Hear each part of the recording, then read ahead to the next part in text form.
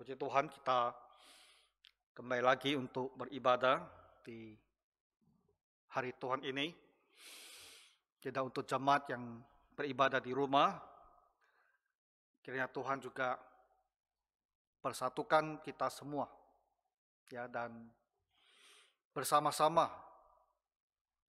dalam waktu yang hanya 1 jam, biar kita mencari wajah Tuhan dan beribadah kepadanya. Tadi lagu Yesus adalah segala-galanya. Bagaimana perasaan Bapak Ibu waktu menyanyikannya? Ayat yang keempat, ya. Yesus segala-galanya, selalu yang ku rindu, ku bersandar kepadanya, sekarang dan tetap. Ya. Kita bersandar kepadanya, selalu, senantiasa. Dan apa yang kita peroleh? Hidupku indah mulia. Hidup kita akan kita rasakan bahwa hidup kita ini adalah baik gitu, ya, indah mulia. Tidak hanya di dunia ini sekarang, tapi hidup kekal di dunia akan datang. Tuhan kiranya menolong kita semua supaya di dalam hati kita selalu ada kemajuan, ada pertumbuhan melalui pengalaman kita di dunia,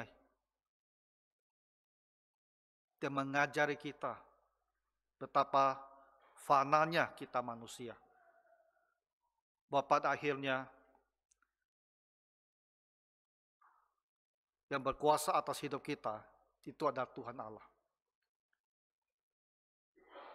Kita ini hanyalah orang yang lemah, berdosa, dan kepada kemurahan Tuhanlah kita berharap.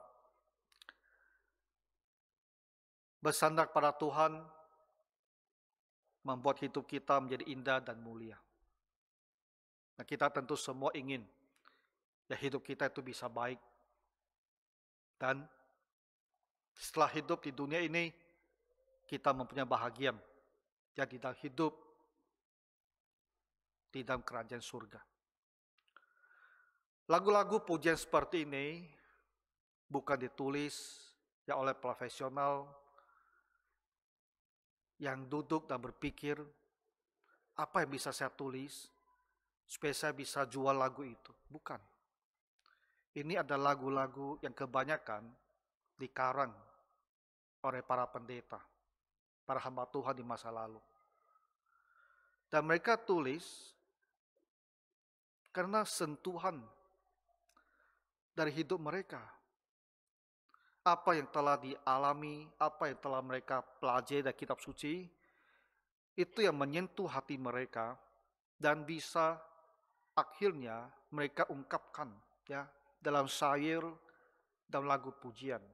Jadi lagu-lagu himne seperti ini itu umumnya merupakan cerminan ya dari pemahaman, penghayatan para penulis. Dan orang ini dia sudah sampai kepada satu pemahaman, satu kebenaran hidup, bahwa pada akhirnya Yesus itulah segala-galanya.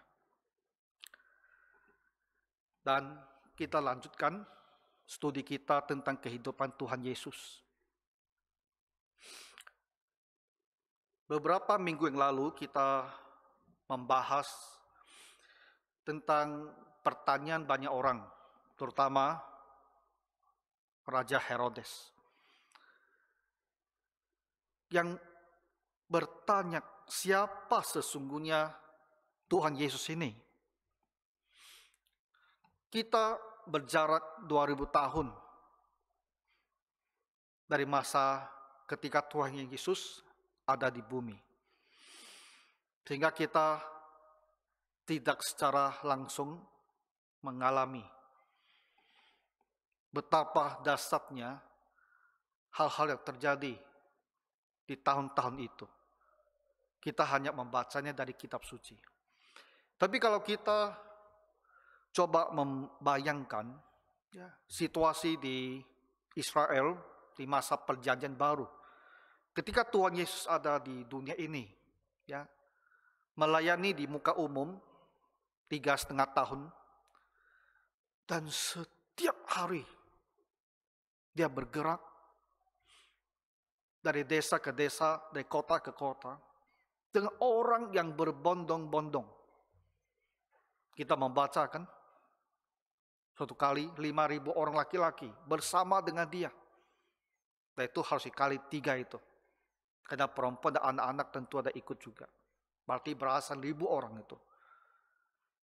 Itu ada suatu situasi yang begitu menggemparkan sebetulnya. Begitu banyak orang tiap hari ikut dia kemana-mana. Dan dia terus mengajar dan berbuat mujizat.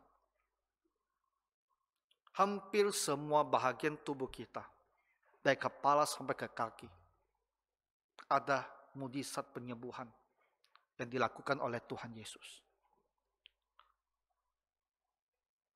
Herodes sebagai seorang raja, dia tentu mendapatkan laporan. Dan dia tentu berpikir, siapa orang ini? Waktu itu kita membahas,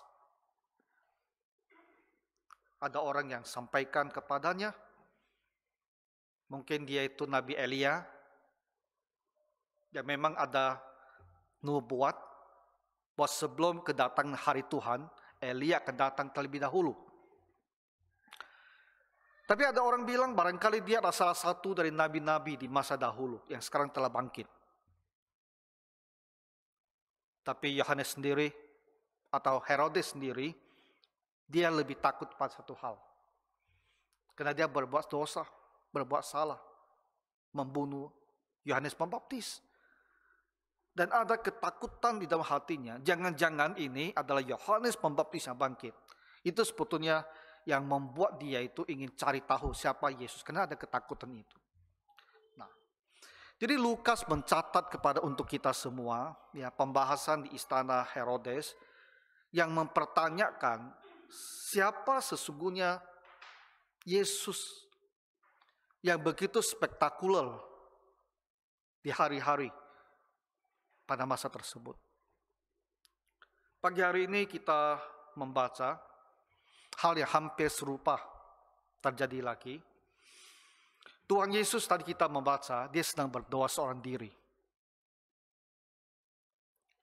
Kebiasaan Tuhan, dia bangun pagi-pagi, menyendiri, dan dia berdoa. Ketika murid-muridnya datang mencari dia, ketika mereka bertemu, kamu catat, lihat. Apa hal pertama yang ditanyakan oleh Tuhan Yesus kepada murid-muridnya? Dia tidak bertanya apakah ada banyak orang berkumpul, apakah ada orang yang dibawa datang karena mereka sakit, minta disembuhkan. Dia tidak bertanya kepada murid-muridnya tentang apa yang mau dia lakukan, tentang pelayanan yang akan dia lakukan. Tapi dia bertanya satu hal ini.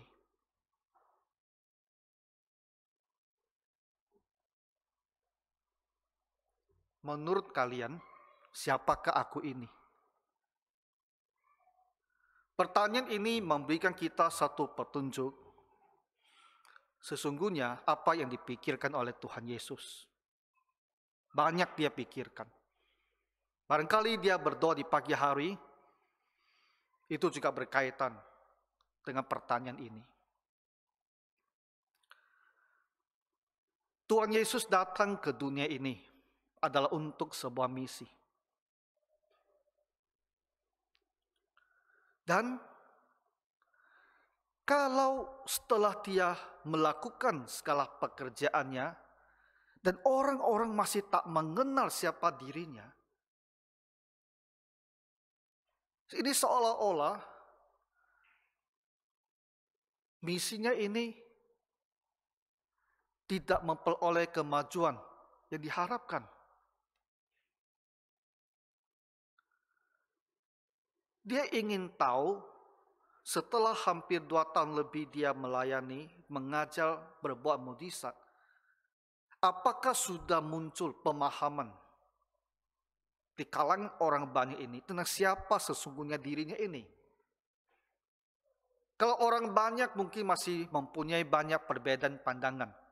Bagaimana dengan muridnya sendiri? Ke-12 orang ini yang telah meninggalkan keluarganya dan bersama-sama dengan dia. Mereka tinggal bersama, mereka bekerja bersama, dan mereka menyaksikan semua pengajarannya dan melihat semua mukjizat dia lakukan. Apakah kelompok kecil ini mereka sudah belum memahami atau menyadari, mengenali siapa dirinya? Nah, jadi di pagi hari itu Tuhan Yesus bertanya kepada mereka, menurut kalian siapakah aku ini? Nah, Bapak Ibu, kita ini bukan orang Israel. Ya, kita bukan orang Yahudi. Kita tidak seperti orang Israel, ya, yang dibesarkan dalam pendidikan kitab suci, terutama di Perjanjian Lama. Mereka mengerti sekali apa inti utama di Perjanjian Lama. Kita tidak paham. Kita harus belajar, ya, dan mencoba memahami apa isi Perjanjian Lama. Tapi kita kebanyakan orang Kristen tak begitu banyak membaca Perjanjian Lama. Betul tidak? Kita jarang membaca. Jadi tentang Perjanjian Lama kita tak begitu paham. Sehingga lebih sulit lagi kita untuk memahami kenapa Tuhan Yesus harus bertanya kepada murid-muridnya tentang siapa aku ini. Di mana signifikansi, di mana arti penting pertanyaan ini. Tapi kalau kita tahu Perjanjian Lama, kita ngerti kenapa Tuhan Yesus harus bertanya hal yang satu ini, bahkan kepada murid-muridnya sendiri. Nah, saya jelaskan demikian. Saudara-saudara,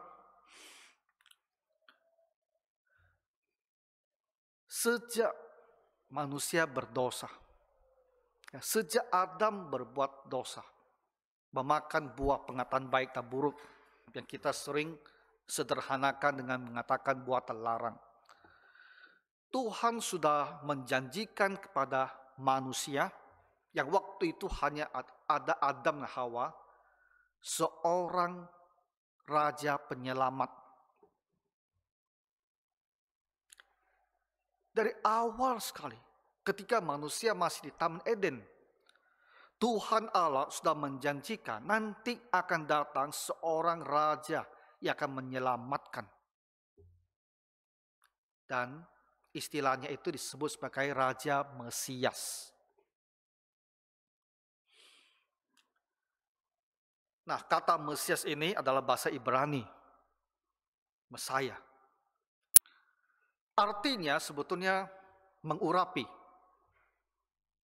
Mereka ambil campuran minyak wewangian, lalu ditumpahkan kepala-kepala orang. Mengurapi. Dan itu biasanya dilakukan kepada seorang imam atau seorang raja pada saat pentabisan dia. Tetapi kata Mesias ini juga mempunyai satu arti yang sangat khusus. Karena nanti dia merujuk kepada satu orang raja yang khusus yang akan diurapi oleh Tuhan untuk menjadi penyelamat dunia kita ini. Nubuat tentang kedatangan Raja Mesias ini telah Tuhan Allah berikan pada masa manusia masih di Taman Eden. Saya bacakan ayat ini untuk Bapak Ibu, ya. Di Kejadian 3:15 dikatakan demikian. Aku akan mengadakan permusuhan antara engkau dan perempuan ini, dan dengan Hawa, antara keturunanmu dan keturunannya. Keturunannya akan meremukkan kepalamu, dan engkau akan meremukkan tumitnya. Ini bahasa kiasan. Iblis dalam bentuk ular telah menghancurkan umat manusia dengan menggoda dan membuat mereka hina berdosa. Tapi Tuhan Allah akan mengirimkan seorang penyelamat, seorang Mesias. Ya. Mesias ini dari keturunan perempuan. Ular hanya bisa mematuk tumit kakinya, mencelakai, tapi Mesias ini akan menghancurkan kepala ular itu, akan membunuhnya.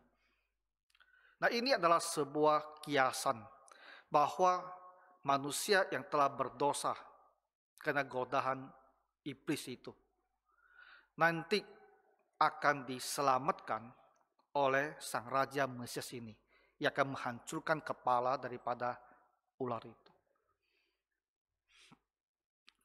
Kejadian 3:15 adalah nubuat yang pertama tentang kedatangan nantinya seorang penyelamat yang disebut Raja Mesias ini.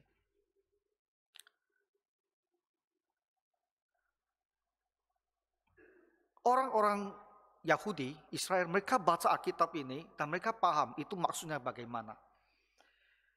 Dalam perkembangan sejarahnya orang Israel, Tuhan secara bertahap memberikan lagi nubuatan, penjelasan lebih lanjut tentang hal-hal yang berhubungan dengan Mesias ini.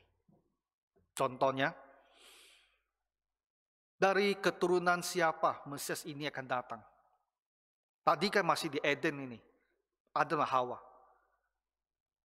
Dan dari mereka kan ada banyak sekali keturunan manusia di muka bumi ini. Nanti sampai Nabi Nuh, manusia akan tercerai-berai. Tapi dari keluarga yang mana di seluruh dunia ini, nanti akan datang sang Mesias ini. Kejadian 12:3 mengatakan, itu akan datang dari Abraham, keturunan Abraham. Aku akan memberkati orang-orang yang memberkati engkau, dan mengutuk orang-orang yang mengutuk engkau. Dan olehmu, semua kaum di muka bumi akan mendapat berkat. Oleh Abraham, semua kaum di muka bumi, semua manusia di bumi akan mendapat berkat, akan mendapat anugerah. Ini adalah nubuat tentang Mesias. Mesias ini akan berasal dari Abraham, dan Mesias ini akan menjadi penyelamat dunia ini.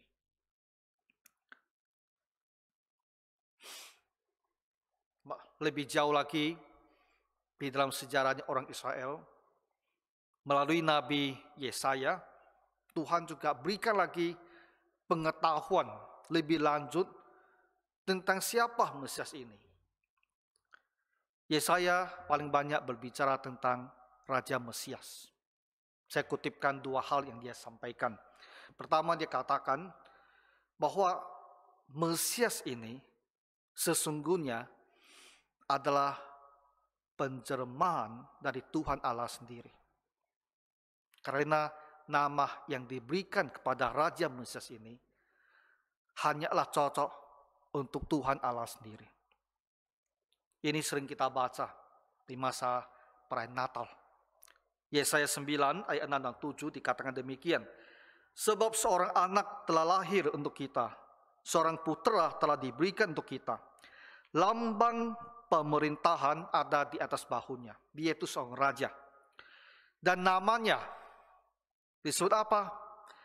Penasihat ajaib, Allah yang perkasa, Bapa yang kekal, Raja damai. Semua titel ini menunjukkan identitas keilahiannya. Raja Mesias adalah anak Allah yang menjelma menjadi manusia. Dan Yesaya juga memberikan satu petunjuk bahwa Mesias ini ketika dia datang untuk pertama kalinya, Dia akan menderita untuk menebus dosa kita manusia. Maka di Yesaya 53 ayat 5 dikatakan demikian. Tetapi dia tertikam oleh karena pemberontakan kita. Dia diremukkan oleh karena kejahatan kita. Ganjaran yang mendatangkan keselamatan bagi kita ditimpakan kepadanya. Dan oleh bilur-bilurnya kita menjadi sembuh. Dia datang untuk menggantikan kita menerima hukuman atas segala dosa kesalahan kita. Dia datang untuk menyelamatkan kita dari dosa dan dari penghukuman yang kekal. Dan saya kutipkan satu lagi yang terakhir dan kaitan dengan orang Israel. Karena kita mengetahui Tuhan Yesus telah datang, tapi orang Israel tidak mau menerima dia. Dan mereka menolak dan menyalibkan dia. Jadi Nabi Zakaria yang hidup 400 tahun lebih sebelum kelahiran Tuhan Yesus, dia memberikan satu nubuat. Zakaria pasal 12 ayat 10, dia katakan demikian. Aku akan mencurahkan roh pengasihan dan roh permohonan atas keluarga Daud dan atas penduduk Yerusalem. Dan mereka akan memandang kepada dia yang telah mereka tikam. Dan akan meratapi dia seperti orang meratapi anak tunggal. Dan akan menangisi dia dengan pedih seperti orang menangisi anak sulung. Mereka telah menikam dia, membunuh dia di kayu salib. Ini nubuat diucapkan 400 tahun lebih sebelum Tuhan Yesus datang dan lahir ke dunia ini. Zakaria mengatakan nanti pada akhir zaman orang-orang Israel yang sekarang telah menjadi satu bangsa ini, yang masih belum percaya pada Tuhan Yesus, mereka akan memandang kepada dia. Karena firman Tuhan berkata apa? Dia akan datang kembali di awan-awan, seperti ketika Tuhan diangkat ke surga, ya, dan di awan-awan ditutup oleh awan dan dia hilang. Dia akan kembali di awan-awan. Nah, saat itulah orang-orang Israel ini akan melihat Tuhan Yesus. Mereka akan memandang dia yang telah mereka tikam. Dan waktu itulah mereka akan menyesal dan bertobat. Di waktu itulah mereka akan meratapi dia seperti meratapi anak tunggal, menangisi dia dengan pedih seperti orang menangisi anak sulung. Akhir zaman orang Israel akan bertobat. Itu yang dinubuatkan oleh Nabi Zakaria. Nah, jadi sekilas saya kutipkan hanya 5 ayat ini. Saya rasa telah memberikan kepada Bapak Ibu satu gambaran betapa pentingnya pribadi Mesias ini di dalam perjanjian lama, di dalam pemahaman dan kehidupan orang-orang Israel. Seluruh perjanjian lama, kalau kita mau ringkaskan, bisa dikatakan berisikan janji tentang kedatangan Sang Penyelamat. Memang begitu banyak hal dibicarakan di perjanjian lama. Tapi semuanya itu hanya punya makna kalau pada akhirnya ada pengampunan dan keselamatan bagi umat manusia. Nah, hal ini hanya bisa diperoleh di dalam pribadi Raja Mesias ini. Nah, jadi Tuhan Yesus adalah Sang Raja Mesias. Nah, dia datang ke dunia ini setelah umur 30 tahun, dia muncul di muka umum. Dan dia mulai mengajar, mulai berkata-kata, mulai berbuat, mulai melakukan mukjizat. Hal-hal yang dinubuatkan dalam perjanjian lama yang begitu banyak yang akan dikerjakan oleh Raja Mesias. Dan kata lain, melalui pengajaran dan perbuatannya, orang-orang yang mengerti perjanjian lama harus mampu mengenali, mengidentifikasi bahwa dia itulah Sang Mesias yang telah mereka tunggu 1000 tahun lebih.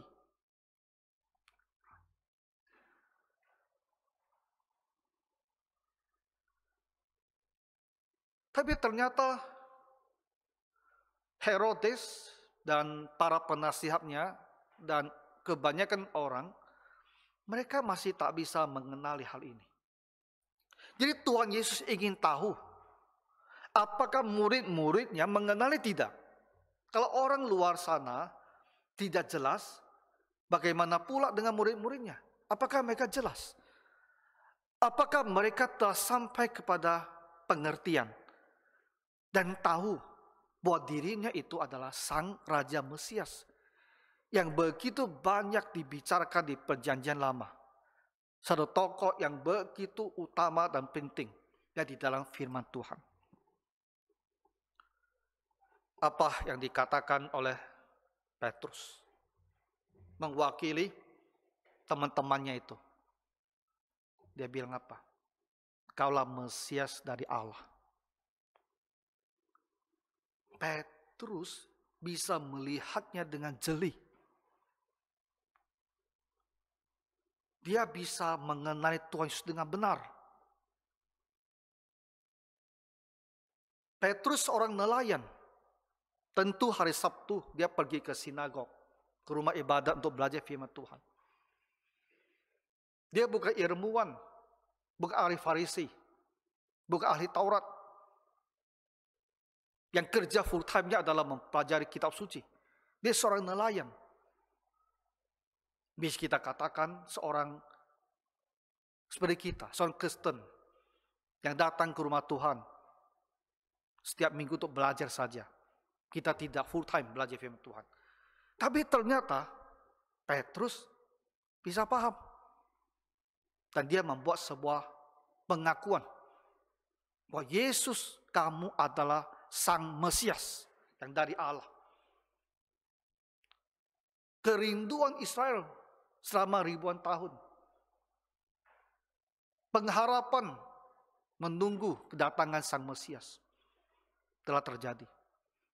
Dan Petrus bilang, engkaulah Mesias. Bapak Ibu, kita mungkin bertanya, dari mana Petrus tahu?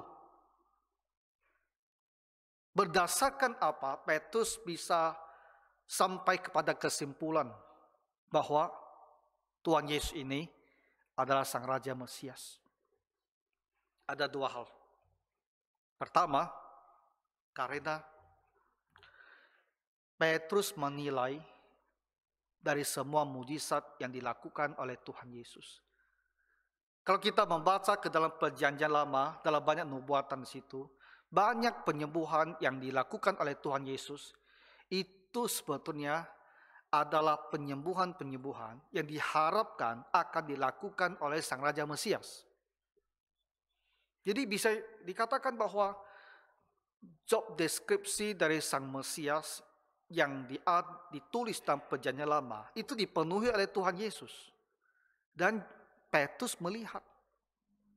Dan firman Tuhan juga mengatakan, Tuhan Yesus melakukan semua mujizat itu memang tujuannya adalah supaya orang banyak itu bisa mengenali Dia, bisa membandingkan perbuatannya dengan Perjanjian Lama, lalu sampai pada kesimpulan bahwa dirinya itu adalah Sang Raja Mesias. Kita kutip satu ayat ya, untuk melihat pandangan Tuhan Yesus tentang tujuan daripada mujizat-mujizat yang Dia lakukan. Di Yohanes 10 ayat 37 dan 38, Dia bilang, jikalau aku tidak melakukan pekerjaan-pekerjaan Bapakku, pekerjaan-pekerjaan di sini maksudnya adalah para semua mujizat-mujizat itu, janganlah percaya kepadaku. Dia bilang, kalau aku tidak berbuat semua mujizat itu, kamu tak usah percaya kepada saya. Tetapi jikalau aku melakukannya, dan kamu tidak mau percaya kepadaku, percayalah akan pekerjaan-pekerjaan itu, supaya kamu boleh mengetahui dan mengerti bahwa Bapa di dalam aku, dan aku di dalam Bapa. Itu Yesus bilang, kalau saya berbicara dan kamu tak mau percaya pada saya, karena hanya omongan saya. Tapi saya berbicara, itu dikuatkan dengan perbuatan mujizat. Kalau perbuatan saya tak bisa meyakinkan kamu, biarlah kamu diyakinkan karena semua mujizat ini. Jadi mujizat-mujizat ini punya satu tujuan. untuk membuktikan bahwa dia ini benar-benar adalah satu dengan Allah. Bapa itu aku dan Bapa. Artinya keilahian dirinya. Bahwa dialah sang Raja Mesias tersebut. Jadi semua mujizat Tuhan Yesus di samping karena kemurahan hati, mau menolong orang yang dalam penderitaan, dia mempunyai tujuan yang lebih tinggi. Itu sebagai bukti bahwa dia datang dari Allah, bahwa dia adalah anak Allah sendiri, bahwa dia itu adalah sang Raja Mesias. Petrus adalah murid yang baik. Dia ikut Tuhan Yesus dan dia paham. Inilah tujuan dari semua mujizat ini. Dan Yesus benar-benar telah melakukan semua mujizat ini. Sehingga dia memperoleh bukti yang konkret, bukti yang tak terbantahkan, bahwa Yesus ini adalah sang Raja Mesias. Nah, ini dari sisi kelihatan. Ada satu sisi yang tak kelihatan, yang bekerja di dalam hati Petrus, yang memberikan dia mengerti.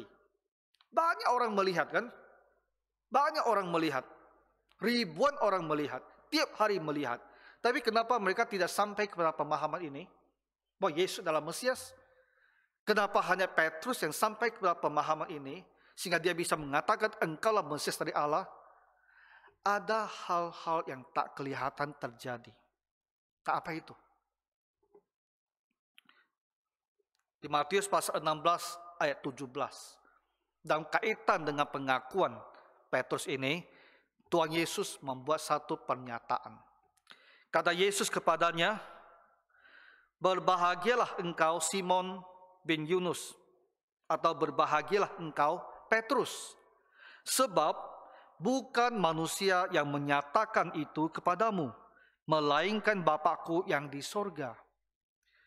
Jadi Tuhan Yesus bilang, Petrus bisa memahami bahwa dirinya adalah Mesias dan membuat pengakuan itu bukan karena orang lain mengajari dia, bukan karena manusia yang memberitahukan kepadanya, tetapi Bapakku yang di surga, Tuhan Allah yang memberikan pengertian ini ke dalam diri Petrus, sehingga dia bisa melihat, matanya bisa terbuka dan menyadari bahwa Yesus inilah sang Mesias.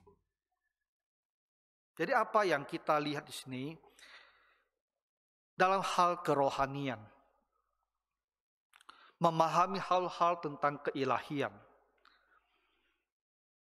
itu membutuhkan pertolongan Tuhan. Kita manusia seringkali seolah-olah ada satu tabir yang menutup mata kita. Melihat, tapi tidak paham. Melihat, tapi tak bisa menarik satu kesimpulan yang tepat tentang apa yang kita lihat itu. Tak bisa tiba pada pengertian yang sesungguhnya, makna yang sesungguhnya dari peristiwa yang kita saksikan. Seperti ada penutup. Tuhan bisa mengangkat penutup itu. Dan kita tiba-tiba melihat jelas, memahami. Hati yakin bahwa itulah kebenaran. Nah, inti daripada ayat-ayat yang kita bicarakan pagi hari ini sebetulnya adalah bahwa Yesus, dia adalah Raja Mesias. Dan saya rasa Bapak Ibu yang sudah datang ke gereja, kita tentu semua percaya Yesus itu adalah Raja Mesias. Bahwa Yesus itu adalah penyelamat dunia ini. Saya ulang berkali-kali hal-hal ini supaya kita disegarkan, ya, dan yakin sepenuh-penuhnya di hati kita bahwa Yesus benar-benar adalah Raja Mesias yang Tuhan Allah telah nubuatkan. Dan kita juga bisa menarik beberapa pelajaran lain di dalam kisah ini. Seperti apa? Ya ini. Bapa yang memberikan pengertian itu kepada Petrus, sehingga dia mengenali Yesus adalah Mesias. Kita harus belajar satu hal ini. Hal-hal kerohanian tidak diperoleh hanya karena kemampuan intelektual kita. Hanya karena kemampuan akal budi kita menganalisa. Lebih daripada itu. Makanya kita punya banyak teolog-teolog. Orang-orang yang berpendidikan begitu tinggi. Yang menjadi profesor di universitas, di seminari. Tapi tidak sampai kepada pemahaman bahwa Yesus adalah Mesias dan Juru Selamat dunia. Mereka menolak, tidak percaya. Dan kita sebut mereka itu orang gereja liberal. Hal-hal kerohanian harus diperoleh dengan kerendahan hati, dengan pertolongan Tuhan. Dan kita bersyukur, kata Yesus sudah mengatakan, dia akan mengutus Roh Kudus untuk mengajar kita. Dalam hal tentang firman Tuhan, dalam hal untuk mengenal Tuhan, dalam hal keilahian, kita harus dengan rendah hati berdoa dan belajar. Dan Tuhanlah yang akan membuka pengertian itu kepada kita. Sehingga hati kita mengerti. Hati kita yakin.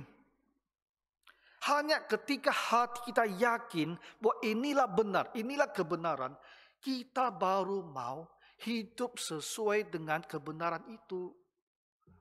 Kalau di gereja, sekalipun kita berkhotbah, terus-menerus mengisi pikiran kita dengan pengetahuan kitab suci. Tapi kalau dia tidak turun ke hati, hati kamu tak yakin, kamu tak mau lakukan firman itu. Ditanya, tahu, kalau mau di quiz, pasti dapat 100 nilainya. Tapi hanya sampai sini, sebagai pengetahuan, tak diyakini dalam kebatin, bahwa inilah kebenaran. Dan dia tidak bisa menggerakkan kita untuk merespon terhadap kebenaran itu dengan sebenarnya. Itu isunya. Jadi pertumbuhan rohani kita harus dengan pertolongan Roh Tuhan Yesus.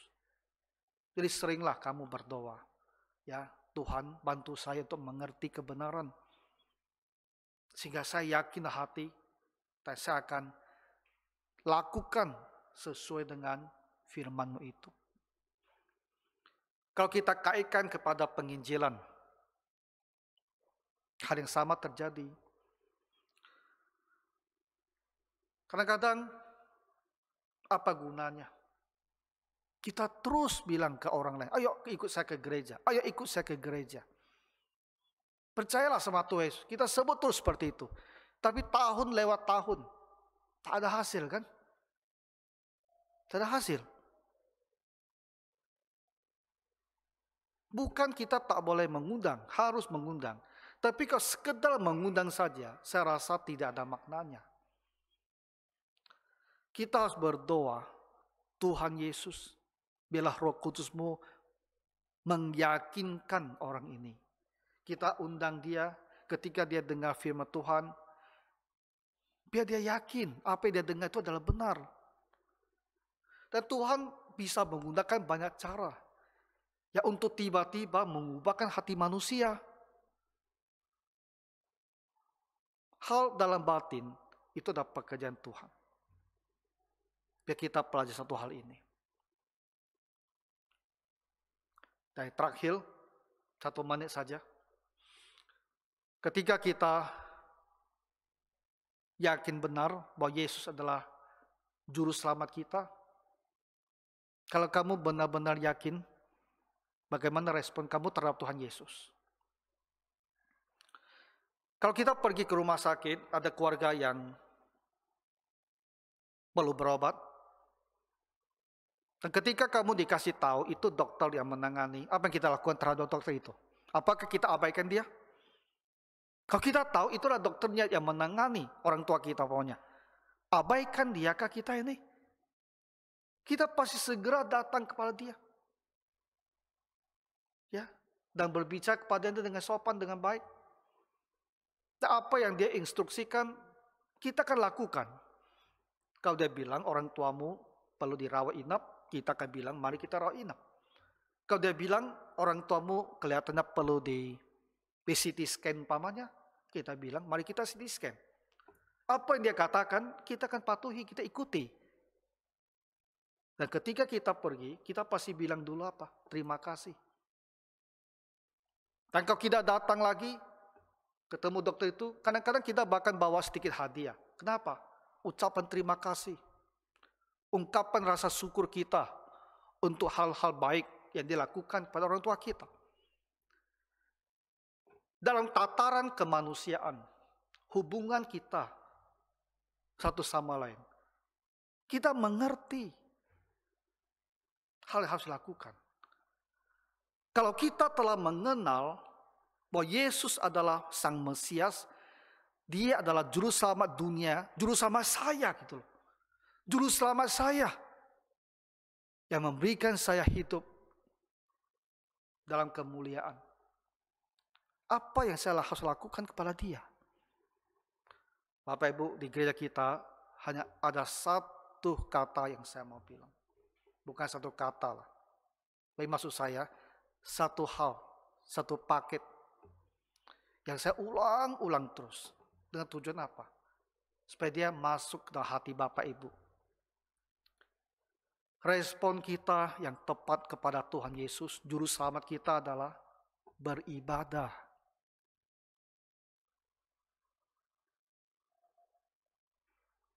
Beribadahlah dengan sukacita. Senang hati gitu loh. Senang hati menyembah Tuhan. Jangan merasa berat sekali. Beribadah. Karena Tuhan ciptakan kita untuk apa? Tuhan tak usah ciptakan kita. Tapi Tuhan memilih ciptakan kita. Untuk apa? Supaya dia bisa menunjukkan kasih sayangnya yang melimpah-limpah di dalam diri itu kepada kita. Dan tentu ada harapan Tuhan bahwa kita juga mengasihinya. Dan kita tunjukkan dengan cara beribadah kepada Tuhan. Dan kedua, kepatuhan. Taat. Apa yang Tuhan katakan, kita ikuti. Dan ketiga, pelayanan. Apa yang bisa saya buat bagi Tuhan Yesus? Pelayanan itu bisa di gereja, bisa di luar gereja. Intinya adalah apa yang bisa saya lakukan bagi Tuhan Yesus. Ibadah, kepatuhan, dan pelayanan. Ini tiga halnya yang harus kita lakukan untuk meresponi Tuhan Yesus yang kita tahu dengan pasti bahwa dialah sesungguhnya Sang Raja Mesias, Juru Selamat dunia ini. Kiranya kita semua beroleh pemahaman yang baik dan dalam hati kita ada perubahan. Perubahan lebih bertumbuh ya sebagai seorang murid Tuhan Yesus. Mari kita berdoa. Tuhan Bapa Surgawi, berilah kami pertolongan Roh Kudus-Mu, supaya dalam hati kami ada perubahan, semakin mengenal Tuhan dan mengasihi-Mu. Tuhan, buatlah kami seperti ini. Dan inilah hal yang harus kami lakukan untuk Tuhan dan Juru Selamat kami. Berkatilah semua umat-Mu ini, biar kami jadi orang-orang yang selalu beribadah, yang patuh dan rajin dalam melayani. Dalam nama Tuhan Yesus Kristus kami berdoa. Amin.